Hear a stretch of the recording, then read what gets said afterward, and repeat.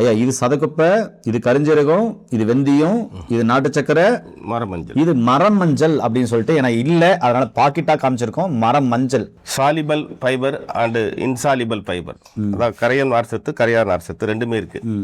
இது வந்து என்ன பண்ணுன்னு கேட்டா உடல் சூட்டை தணித்து வெள்ளைப்போக்கை கண்ட்ரோல் பண்ணி கருப்பையை சுத்தம் பண்ணி கருப்பையில புண்ணு எதுவாக இருந்தாலும் சரி அதையும் ஆற்றக்கூடிய ஆற்றல் இதுக்கு உண்டு. ஐயா வணக்கம். ஐயா வணக்கம் சார். இன்னைக்கு பெரும்பாலும் பெண்களுக்கு ஏற்படக்கூடிய பிரச்சனைகளே கர்ப்பப்பை சார்ந்த பிரச்சனைகள். ஆமா சார். ஆனா அந்த காலத்துல யாருக்குமே வரல. அந்த உதிரப்போக்கு நேரத்துல அவங்க பயன்படுத்துற நாப்கின் அந்த காலத்துல எப்படி இருந்தது அப்படின்னு சொன்னா, என்னுடைய பாட்டி காலத்துல என்னுடைய அம்மா காலத்துல எல்லாம் அவங்க சொன்னதை கேள்விப்பட்டிருக்கேன். என்ன சொல்லுவாங்க அப்படின்னு சொன்னா, சோமம் இருக்கு இல்லைங்களா, அந்த சோம துணியா இருக்கட்டும் இல்லைன்னா வெள்ளை சேரைய இருக்கட்டும், அதை என்ன பண்ணுவாங்களாம் கட் பண்ணி கிழிச்சு, அதை கத்தியில வச்சு கிழிச்சு அதை மடிச்சு அந்த நேரத்தில் பயன்படுத்துவாங்களாம்.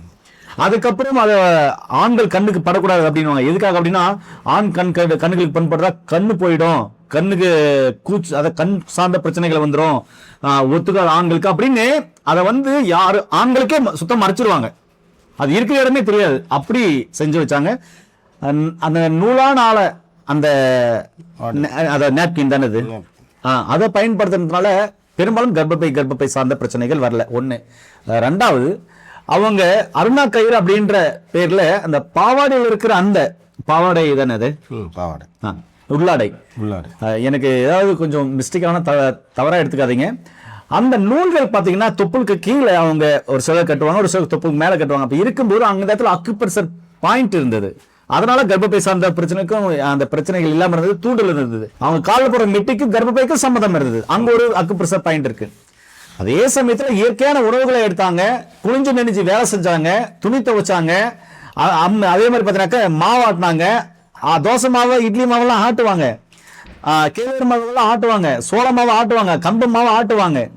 அதே மாதிரி கைக்குத்தள்ளி அரிச்சாங்க, வாசல் பெருக்கினாங்க, கோலம் போட்டாங்க, வயல்வெளிக்கு போனாங்க, சைக்கிள் மெரிச்சாங்க, ஏறு ஓட்டினாங்க, நெல் நட்டாங்க. நான் என்ன சொல்ல வரேன்னா, அன்றைக்கு பெண்களுடைய வேலை இயற்கையோடு சேர்ந்ததாக இருந்தது, இயற்கையான உணவுகளோடு இருந்தது, இயற்கையான வேலைகளும் இருந்தது. அன்னைக்கு பெண்களுடைய வாழ்க்கை இயற்கையை சார்ந்திருந்தது, இயற்கையான உணவுகளை சார்ந்திருந்தது. அதே சமயத்துல அந்த பூமிக்கும் அவங்களுக்கும் கனெக்ஷன் இருந்தது, எர்த் இருந்தது. செப்பல் போடாம தான் வேலை செஞ்சாங்க. இன்னைக்கு பெரும்பாலும் பெண்கள் ஆண்கள் இருபாருமே அந்த செப்பல் போட்டு இருக்காங்க. இந்த பூமி தாய் அப்படின்ற இந்த பூமிக்கும் நமக்கும் எந்த கனெக்ஷனும் இல்லை. ஒரு செப்பலை வச்சு கட் பண்ணிட்டோம். இதுவே பெரிய தவறுன்னு தான் நான் சொல்லுவேன் என்னுடைய கருத்துல. இப்ப நிறைய பேர் போட ஆரம்பிச்சாங்க. சரிங்க, ஓகே. அதனால கர்ப்பப்பை சார்ந்த பிரச்சனைகள் வரல. தினமும் பாத்தீங்கன்னா ஒரு நாளைக்கு 2 முறை குளிப்பாங்க, சின்ன பிள்ளைங்களா இருந்தா. அதே பெரியவங்களா இருந்தா ஒரு நாளைக்கு 1 முறையாவது அந்த ஆற்றுலயோ கிணத்துலயோ குளத்துலயோ பாத்தீங்கன்னா தலை முழுகுவாங்க. வாரத்துக்கு 2 முறை எண்ணெய் தேய்ச்சி குளிப்பாங்க. இயற்கையான மூலிகைகள் இருந்து சட்னிகள் அது மாதிரிலாம் செஞ்சு சாப்பிட்டாங்க. தினமும் கூழ் குடிச்சாங்க, கஞ்சிகள் சாப்பிட்டாங்க. இப்படி எண்ணற்ற உணவு முறைகளை மாற்றி இயற்கையோடு சேர்ந்து வந்ததுனால பெண்களுக்கு மட்டும் இல்லைங்க, ஆண்களுக்கும் ஆண்மை குறைபாடு சம்பந்தமான பிரச்சனைகளோ பெண்களுக்கு மல்டத்தன்மை சம்பந்தமான பிரச்சனைகளே வரல. இது உண்மைதானையா? சரி, இப்ப என்னுடைய கேள்வி, இந்த காலகட்டத்தில் பெண்களுக்கு இவ்வளோ கர்ப்பப்பை சார்ந்த பிரச்சனைகள் வருது, என்ன காரணம்? சரி வந்துருச்சு, அதுல இருந்து வெளியே வரணும்னா சித்த மருத்துவத்துல நீங்க பாரம்பரிய சித்த வைத்தியர் இருக்கீங்க, என்ன தீர்வு இருக்கு? இது எப்படி செஞ்சா அது சரியாகும், அதாவது அந்த பிரச்சனைகள் எல்லாம் சரியாகும்? ஆமா சார். இப்போ நான் பேச ஏதாவது தவறு இருந்ததா? சரியா தான் பேசுனீங்க. அதுல ஏதாவது தவறு இருந்தா சொல்லி நான் திருத்திக்கிறேன். இல்ல அது ஒன்றும் இல்லை. இப்போ என்னன்னு பார்த்தீங்கன்னா, அதை இப்போ நீங்கள் சொல்கிற மாதிரி அவங்களுடைய ஆடைகள், உணவு பழக்கம், வாழ்க்கையின் நடைமுறை பழக்கம் இதெல்லாம் வந்து சற்று மாறுபட்டு போதும். காரணம் என்ன, அப்போ வந்து பெண்கள் வந்து எண்ணெய் தேய்ச்சி குளிப்பாங்க. அது இப்போ ஆண்கள் கூட செய்வதில்லை, அவங்களும் மொத்தம் மறந்துட்டாங்க. இப்போ தீபாவளி, நியூ இயர், பொங்கல், ஆமா எப்பவுமே அதான் மறந்துட்டாங்க. இப்போ தீபாவளிக்கு சாம்பிள் தான் பண்றாங்க. ஆமா, அதாவது சாங்கியத்துக்குன்னு சொல்லுவாங்கல்ல, சாங்கியத்துக்கு அப்படி பண்ற அளவுக்கு இன்னைக்கு வந்துட்டாங்க. அதனால அதே போல இந்த ஈல்ஸ் எல்லாம் போடுவாங்க பாரு, பெண்கள் வந்து செருப்பு நல்ல உயரமா இருக்கும், அந்த மாதிரிலாம் போடக்கூடாது. ஏன்னா அந்த அளவு வந்து இப்போ சமமாக இருந்தால் தான் பூமியில் நடக்கும் பொழுது அவங்களுக்கு வந்து அந்த உள்ள அளவு வந்து கரெக்டாக இந்த ஸ்டெப்பு தூக்கி வைக்கும்போது கரெக்டாக இருக்கும். அந்த குதிக்கால் வந்து உயர்ந்து போயிடுச்சுன்னா இந்த முனக்கால் வந்து கீழே போகும்போது அந்த உள்ளுறுப்புகள் வந்து சரியான இதில் வந்து அது டச் ஆகாது. அப்படி நடக்கும்பொழுது என்ன ஆகுன்னு கேட்டால் அந்த கர்ப்பப்பைக்கு சில வீக்னஸ் ஏற்படும். அந்த சரியான பிடிப்பு இல்லாத பொழுது அந்த கர்ப்பப்பையில் அது சரியாக பேலன்ஸ் பண்ண முடியாது. அப்போ அதுக்கும் சில காரணங்கள், இது போன்ற நிறைய காரணங்கள் இருக்குது. அவங்களுக்கு இப்போ இந்த கர்ப்பப்பையில் வரக்கூடிய நோய்களுக்கு என்ன காரணம்னா, இந்த மாதிரி சரியான முறையில் உணவு பழக்கம் எடுத்துக்கிறதில்ல முதல்ல. ரெண்டாவது அவங்க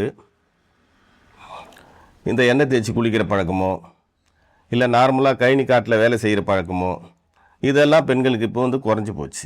அப்படி குறைஞ்சி போகிறதுனால இந்த கர்ப்பப்பையில் நிறைய பிரச்சனைகள் ஏற்பட வாய்ப்பு உண்டு. மென்சஸ் சரியாக போகாமல் இருக்கும் சில பேருக்கு, அதையும் அவங்க கண்டுக்காத விட்டுருவாங்க. வெள்ளைப்பட்டுக்கிட்டு இருக்கோம், அதையும் அவங்க கவனிக்காத விடுவாங்க. இதனாலலாம் இப்படி நிறைய காரணம் சொல்லிட்டு போகலாம். சரி, இதற்கு தீர்வு என்ன அப்படின்னு கேட்டால் இந்த மருந்துன்னா இது ஒரு பெரிய பயப்பட வேண்டிய மருந்தில் எல்லாமே உணவே மருந்து, மருந்தே உணவு. இது மூலிகை 1 2 3 4 5 மூலிகை வச்சு நம்ம. இது என்னென்ன மூலிகை வச்சிருக்கீங்க சொல்லலாங்களா? ஆமாம். இது என்னங்கய்யா? சதகுப்பையா? இது பேர் சதகுப்பை. இது சதகுப்பை. ஆமாம். இது கர்ப்பப்பை சார்ந்த பிரச்சனைகளை சரி பண்ணக்கூடிய அற்புதமான மாமருந்து. நல்ல ஜீரண சக்தி கொடுக்கக்கூடியது.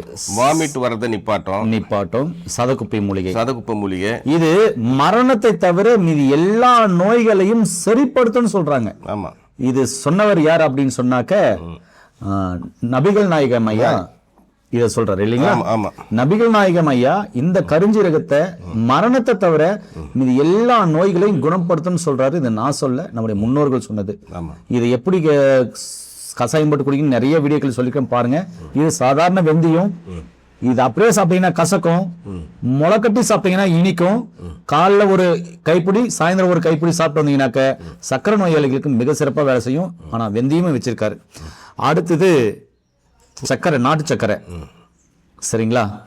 இதுல கால்சியம் அதிகமா இருக்குது, அயன் அதிகமா இருக்குது, இது அற்புதமான விட்டமின் சி இருக்குது, எல்லாம் இருக்குது. இது அற்புதமான ஒரு இயற்கையான உணவு.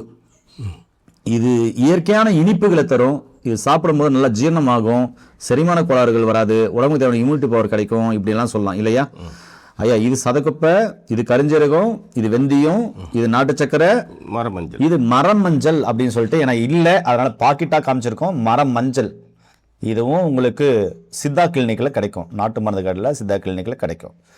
இது மரமஞ்சள். சரிங்களா? சரி, இதுலேருந்து அப்படி என்ன மாதிரியான மருந்துகள் சொல்கிறாரு, இதை சாப்பிட்றதுனால எப்படி கர்ப்பப்பை கோளாறுகள் சரியாகும் அப்படின்றத இந்த வீடியோவில் நம்ம முழுமையாக தெரிஞ்சுக்க போகிறோம். ஐயா நீங்கள் சொல்லுங்க ஐயா. இப்போ இதில் பார்த்தீங்கன்னா நம்ம சதகுப்பை சொல்லியாச்சு. சரி, இது கருஞ்சீரகம். இந்த கருஞ்சீரகத்தில் எண்ணெய் சத்து ஆயில் இருக்குது. சரி, ஆயில்னா இது உடலில் எந்த பாகத்தில் கொழுப்பு இருந்தாலும் சரி, இந்த HDLD கொழுப்பு இருக்குல்ல, அதாவது கரையாத கொழுப்பு, அதை கரைக்கக்கூடிய தன்மை ஆற்றல் உடையது கருஞ்சீரகம். டிஜிஎல் கொழுப்பும் கரையும். ஆமா, ஓகே. எல்லா கொழுப்பையும் கரைக்கக்கூடிய ஆற்றல் உண்டு. உடல்ல ரத்தத்தை சுத்தம் பண்ணி தூய்மை பண்ணி ரத்தத்தில் இருக்கக்கூடிய அதாவது ரத்தத்தில் ஓடக்கூடிய அந்த நிணநீரை சரியான முறையில் ஓட வைக்கக்கூடிய ஒரு ஆற்றல் இந்த கருஞ்சீரகத்துக்கு உண்டு. சரி, நாம இதையும் சேர்க்கிறோம். அடுத்து பார்த்தீங்கன்னா வெந்தயம். இதில் நார் சத்து நிறைய இருக்கு. நார் சத்து, கரையும் நார் சத்து, கரையா நார் சத்து, இது ரெண்டும் இருக்கு. அதாவது சாலிபல் ஃபைபர் அண்டு இன்சாலிபல் ஃபைபர், அதாவது கரையும் நார் சத்து, கரையா நார் சத்து ரெண்டுமே இருக்கு.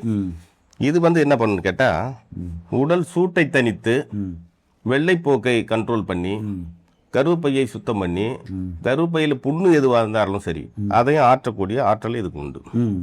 அப்பேற்பட்ட ஒரு மூலிகை தான் இந்த வெந்தயம். வெந்தயம் நம்ம எல்லாரும் பயன்படுத்துறோம். கிராமத்தில் பெண்கள்லாம் குளிக்கும் போது போடுவாங்க, நிறைய உணவுல போடுறோம். ஏன்னா அந்த காலத்துலலாம் ஃப்ரீஸ் டைம்ல அடிவயிறு வந்துச்சுன்னா போய் ஒரு கைப்பிடி வெந்தயத்தை எடுத்து வாயில போட்டு தண்ணி குடிச்சுப்பாங்க. அந்த கர்ப்பப்பை சூட்டை தணிக்கும், அந்த உடனே அந்த உஷ்ணத்தை தணிச்சு அந்த வயிறுக்கு வலியை உடனே கம்மி பண்ணும். இன்னைக்கு பெரும்பாலும் எல்லாம் மறந்துட்டோம். மாத்திரை தேடி போறோம், உடனே ஒரு பெயின் கில்லர் மாத்திரை போடலாமான்னு அப்படின்னு அந்த இடத்துக்கு தான் இந்த நினைவுகள் போதுன்னு சொல்ல வரேன். இந்த வெந்தயத்தை பயன்படுத்தினா ரொம்ப அருமையா இருக்கும், அதனால சொல்றேன். இடையில சாரிங்க, இடையில பேசிட்டேன். ஆமா, இப்போ இது பாத்தீங்கன்னா மரமஞ்சள்னு சொல்லி, இந்த மரமஞ்சள் எப்படின்னா நம்ம மஞ்சளை கொம்பு மாதிரி பார்த்தா இவ்வளவு கட்ட நல்ல கனகனமா இருக்கும். அது தற்சமயம் கடையில் கிடைக்காதனால மரமஞ்சள் பாருங்க, மரமஞ்சள் பவுடராக வாங்கிட்டு இருக்கோம். அது கொம்பு மாதிரி இருக்கும், நல்ல கனமாக இருக்கும். இது அரைச்ச பவுடரு. இது எல்லாமே 100 கிராம் ஒன்றா கலந்துக்கணும். இதில் பார்த்தீங்கன்னா இப்போ 400 இருக்கு. இதுக்கு சமன் வந்து இந்த நாட்டு சர்க்கரை போடணும். நாட்டு சர்க்கரையில் வந்து உடம்புல ஏற்படுகிற அலர்ஜியெல்லாம் கண்ட்ரோல் பண்ணக்கூடிய ஆற்றல் உண்டு. நம்ம சாதாரண வெள்ளை சர்க்கரை விட நாட்டு சர்க்கரையை பயன்படுத்தினீங்கன்னா இந்த இனிப்பு வந்து இதை எல்லாத்தையும் ஒரே காம்பவுண்டில் வச்சு இந்த உடலில் ஏற்படுகிற அனைத்து விதமான நோய்களுக்கு கண்ட்ரோல் செய்யக்கூடிய ஆற்றலும் நம்ம சாப்பிடும்போது இனிப்பும் கொடுக்கக்கூடிய ஒரு மூலிகை தான் இதுவும். இதை வந்து நம்ம என்ன பண்ணுறோன்னா இது எல்லாமே 100 கிராம் ஒன்றா கலந்துக்கிறோம். இது 400, இது மட்டும் ஒரு 400 கூட சேர்த்துக்கணும். அப்போ இந்த மூலிகைலாம் 100 கிராம்னா அதே அளவு 400 நாட்டு சக்கரை 400 அப்போ 800 ஆயிப்போதா. இது எல்லாத்தையும் நைஸாக பவுடர் பண்ணி வச்சுக்கிட்டு காலையில் ஒரு அரை ஸ்பூன் உடல் வாகு தகுந்த மாதிரி, மாலையில் ஒரு அரை ஸ்பூன் சாப்பிட்டு வெந்நீர் குடிக்கலாம், இல்லை பால் குடிக்கலாம். இனிப்பாக தான் இருக்கும். இனிப்பாக தான் இருக்கும். ஆமாம். அப்படி சாப்பிட்டு கொண்டு வரும்பொழுது 1 மாத காலத்திலிருந்து 2 மாத காலம் வரை சாப்பிடும்பொழுது பெண்களுக்கு கர்ப்பப்பையில் ஏற்படுகின்ற நீர்க்கட்டி, நார்க்கட்டி, அந்த எரிச்சல், வலி, மென்சஸ் தள்ளி தள்ளி போவது, அதாவது வீட்டு தூரம் சொல்லுவாங்கள்ல, அது தள்ளி தள்ளி போவது, அந்த கர்ப்பப்பை வீக்கம், இது போன்ற அனைத்து வகையான கர்ப்பப்பை சம்பந்தப்பட்ட நோய்களை சரி செய்து கர்ப்பப்பை இருக்கிற பூச்சியும் குணப்படுத்தும். கருத்தரிக்கிறதுக்கு உண்டான தகுதி, அது இப்போ டிஎம்எஸ் பண்ணுறாங்களா அந்த மாதிரி இந்த மருந்து வந்து அவங்களுக்கு டிஎம்எஸ் பண்ணி விட்ரும். அந்த கர்ப்பப்பையை சுத்தம் பண்ணிடும். அவ்வளோதான். சுத்தம் பண்ணிவிட்டு உடம்புல எங்கே கொழுப்பு எக்ஸ்ட்ரா கொழுப்பு இருந்தாலும் அதை வெளியே கொண்டு வந்துடும் கரைச்சி. அந்த மாதிரி ஒரு குணமானது. எல்லா பெண்களும் இதை தைரியமாக சாப்பிட்லாம். எல்லாமே மூலிகை தான், உணவு தான். நன்றிங்க. என்ன நேயர்களே, நிறைய பேசிட்டோம், நிறைய வழிமுறைகள் சொல்லியிருக்கோம். இதை சாப்பிடும்போது என்ன பத்தி முறைன்னு கேட்பாங்க. சாப்பிட்றதுக்கு முன்னாடி சாப்பிட்ட பின்னாடி ஒரு கேள்வி கேட்பாங்க. அதுக்கும் பதில் சொல்லுங்கள். இதை வந்து சாப்பாட்டுக்கு முன்னாடி எடுத்துக்கலாம். காலையில் டிஃபன் சாப்பிட்றதுக்கு முன்னாடி அரை ஸ்பூனு, அதே போல் மாலையில் வந்து ஒரு அரை ஸ்பூன் எடுத்துக்கலாம். பத்தியம் வந்து இதுக்கு ரொம்ப பெருசாக இருக்காது. கருவாடு, சிக்கன், பீஃப் இது 3 வந்து தவிர்த்திங்கன்னா நல்லது. மற்றபடி எல்லாமே சாப்பிடலாம். ஏன் நேயர்களே, முழுமையான தகவல், அற்புதமான தகவல். உங்களுக்கு கர்ப்பப்பை சார்ந்த பிரச்சனை இருக்கா, சித்த டாக்டர்களிடம் கன்சல்ட் பண்ணி இது மாதிரி மருந்துகள் வாங்கிட்டு நோய் நொடி இல்லாமல் ஆரோக்கியமாக இருங்க. மேலும் தகவலுக்கு கீழே போற நம்பருக்கு கால் பண்ணுங்க. மீண்டும் இன்னொரு அருமையான பதிவு சந்திக்கலாம். நன்றி, வணக்கம். வணக்கம் ஐயா.